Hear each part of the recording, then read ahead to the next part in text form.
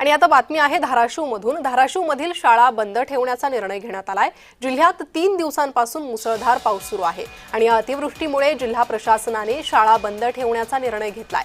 धाराशिव जिल्ह्यामध्ये गेल्या 3 दिवसांपासून सुरू असलेल्या पावसामुळे जनजीवन विस्कळीत झालंय। अनेक गावांचा संपर्क तुटलाय आणि त्या अनुषंगाने जिल्हा प्रशासनाकडून जिल्हा परिषदसह खासगी शाळाही बंद ठेवण्याच्या सूचना दिल्या आहेत। त्यामुळे आता जिल्ह्यातील सर्व शाळा आज बंद राहणार आहे। आणि या संदर्भात आढावा घेतलाय आमचे प्रतिनिधी उदय साबळे यांनी।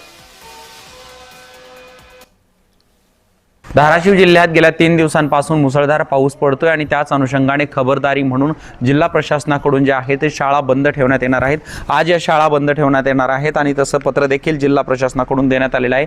आपण पाहू शकतो की या जिल्हा परिषदेच्या ज्या शाळा आहेत त्या आज दिवसभर बंद राहणार आहेत। खरं तर त्याचबरोबर खाजगी शाळा देखील बंद राहणार आहेत। खरं तर धाराशिव जिल्ह्यात गेल्या 3 दिवसांपासून मुसळधार पाऊस पडतोय। भूम आणि परंडा तालुक्यात तर अतिवृष्टी देखील झालेली आहे। काही गावांचा संपर्क तुटलाय, म्हणजे पूल वाहून गेलेत, काही पाझर तलाव देखील फुटलेले आहेत।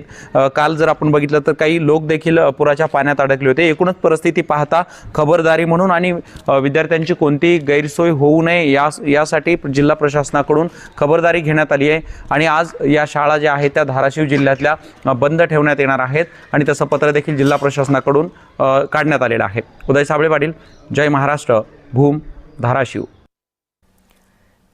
तर धाराशिवमध्ये आज शाळा बंद राहणार आहे।